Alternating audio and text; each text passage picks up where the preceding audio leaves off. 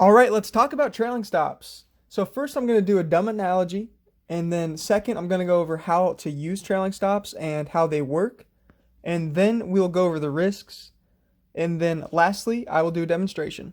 And if you have not seen the videos for market orders, limit orders, stop and stop limit orders, and also the bid ask video, go watch those now. Now, here's the analogy. Let's say you have a chubby, lazy dog. Its name is Clifford. And whenever you take him for a walk, you take him by a leash. And when you walk forward, you actually have to drag him because he's just sitting there. And he's going to maintain the distance of the leash from you because you're pulling him. And when you walk towards him, he will actually just sit there because, he's a chubby, lazy dog just waiting for you to pick him up. And that's actually how trailing stop order works.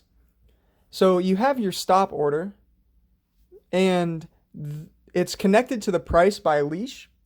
And when the price goes up, the stop order goes up with it as well. It maintains a specific distance. And when the price goes down, the stop order actually just sits there exactly like Clifford, the dog. It's just waiting for the price to come before it executes. So to give a definition to it, a trailing stop is a stop order, specifically a market order, that moves with the price of the security, such as a stock. And just to review a stop order, it's a market order that is triggered at the stop price. So a trailing stop, you actually choose the distance that you want the stop order to maintain from the stock price. And that could be either in percentage or points, meaning dollars and cents. So here's an example. Let's say we're doing a trail sell stop. Let's say Apple is at $100. And we want to sell if Apple drops $10. But we want the stop price to actually increase if Apple increases. So what we would do if Apple's at $100 and we want to sell if it drops 10, we'd place a trailing stop sell at 10 points, which would be dollars. And here's what that would look like. In this first column, it's the Apple price. And in the second column, we're going to put the stop price, which is the price that triggers the market order to sell. So let's say Apple's at $100. Then that means the stop price will be 10 away from that. So it'll be $90. And if Apple moves up to 105, the stop price moves up to 95. If Apple moves up to 110, the stop price would move up to 100. And let's say Apple takes a big jump and moves up to 140, the stop price would also jump up to 130. So as Apple goes up, the stop price goes up. But if Apple drops to, let's say, 135, that stop price is going to sit right there at 130. And it's going to wait for it to touch 130 or less in order to execute. So that stop price will never decrease. And the reason for that is because if it decreased with Apple, then it would never sell. So it would be useless. So that's the point of the mechanism. And now just to review what will happen, if the price drops to 130 or less, that will initiate a market order. And we all know what happens with market orders. They will sell at the next available price.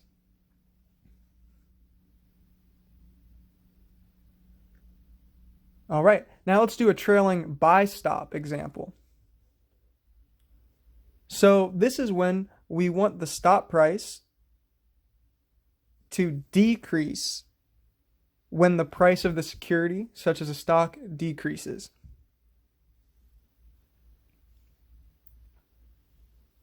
And so if we have an example here, let's say we're short Apple, we want to cover our position. The Apple price is again $100 and we want to buy if it goes up $10. But we want the stop price to drop when the stock price drops. So we would place a trailing stop buy at 10 points, which is again $10.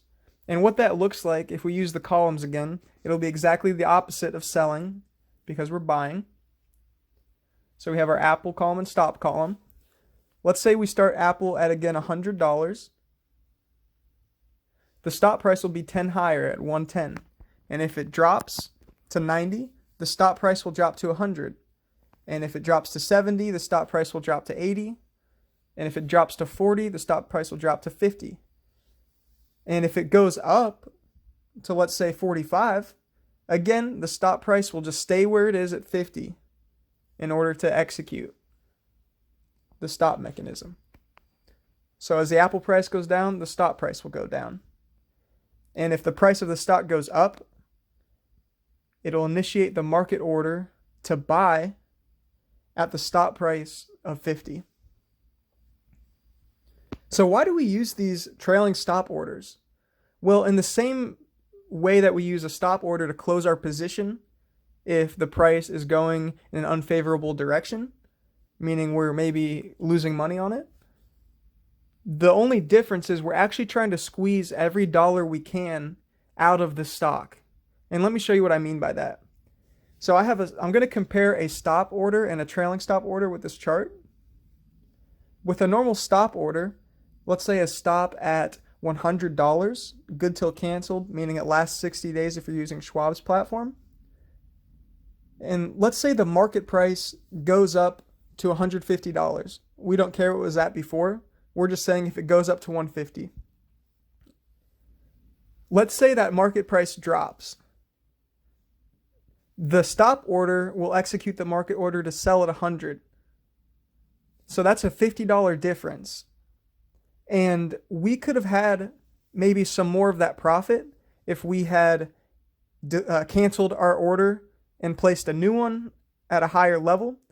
We could have had some more of that profit. But let's say we didn't do that. We didn't cancel the stop order and go back in and place another one. That's what's nice about a trailing stop.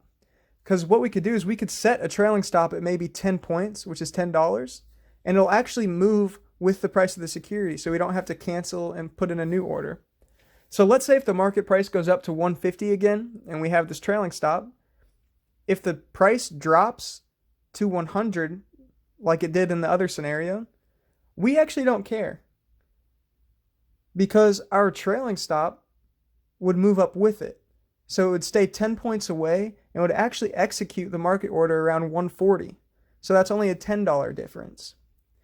So by using the trailing stop, we actually kept more of our profit without having to go in and track what orders we have out there. Because the trailing stop order actually moves with the price. So we're able to keep more profit. That's why you might use a trailing stop.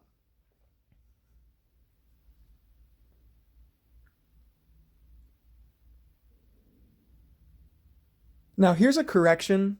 I had told you initially that trailing stops follow the market price. That's not true. They actually don't follow the market price. They follow the bid and the ask.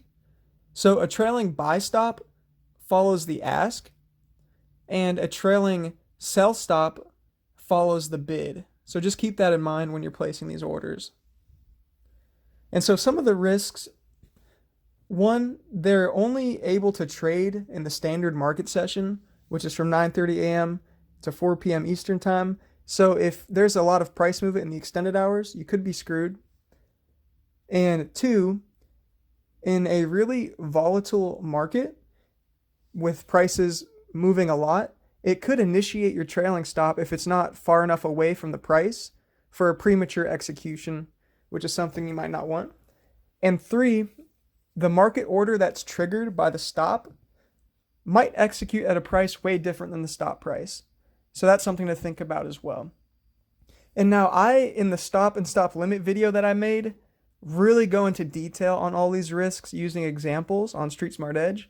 So go watch that video if you haven't, because that'll give you a great illustration as to these risks. So here we have DraftKings, symbol DKNG. And I actually have this in my account, and I'm going to show you how to place a trailing sell stop. And so I'm going to pull up the chart here. And you'll see my position. I'm long 10, so I own 10 shares. My cost basis is an average of $45.50, and I'm up about $155 on this position. So we're going to place a trailing stop order to protect. Now, I'm going to show you a study that you can use. It's called Average True Range, and I'll make another video going into more detail. But basically, what Average True Range is it shows you the average fluctuation for the last 14 trading days, I chose 14, that this stock will do. So we'll see the number is $2.17. So on average, it'll fluctuate normally $2.17. So that means that we know we need to at least make our trailing stop more than $2.17 away. And so we're going to do sell. We're going to do 5 shares smart, meaning the standard market session. We need to click trailing stop. And now we need to choose the amount. I'm going to do $4. Make sure it's points because that means dollars. Good till canceled, so it lasts 60 days. And if we review this here, you see stop prices do not guarantee execution prices. That's a risk we went over. And they could be triggered by a short dramatic price change. And also note here that it will be following the bid price. And then lastly, only regular market sessions, so it doesn't work in the extended hours. And we'll go ahead and place this order. You'll see the order in the bottom right hand of the screen here, knowing that it's placed. And I'll just pull up the chart.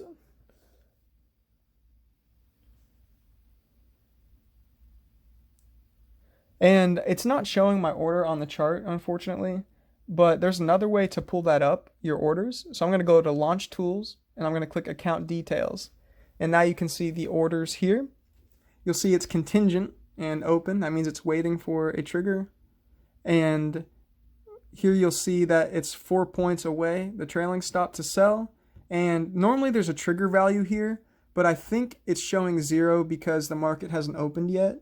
So that will probably adjust. But I can just go through an example with you real quick, just to kind of recap what we've gone over.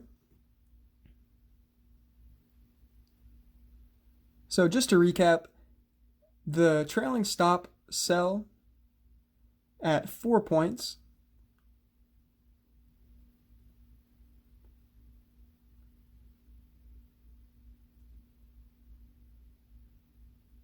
so that will trigger if the price drops or the bid drops $4.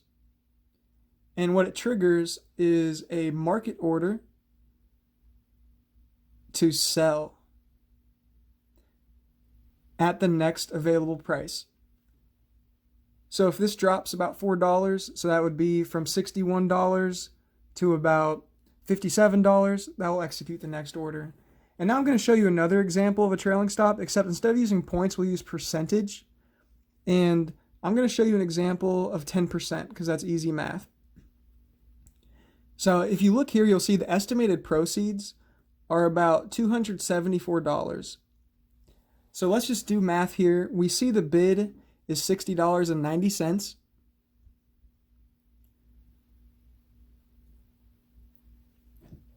So let's round up to $61. And 10% of that would be $6.10. And we're actually going to round that down to $6. So let's say this drops $6 or 10%. We're seeing that it would be $55 that it would trigger the market order. Now, if we just do a little more math, if we have 5 shares times $55, I'm just going to calculate that real quick. That would be $275. Now you can see that that's really close to the estimated proceeds. So just to show you the example of how that percentage trailing stop works, it matches up, so we did a good job. So we'll review this order and we'll place the order, and you'll see that in there, and we'll just open up the order status again. So we have a trailing stop of 10%.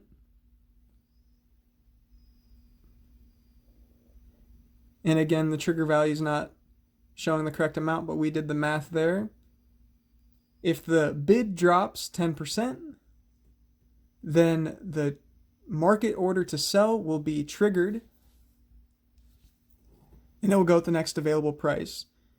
Thank you guys for listening. It was a pleasure teaching you guys today about trailing stops. If you have any recommendations, please put that in the comments. I'd love to make any video for you. And also any constructive feedback, please put that in the comments. Thank you so much.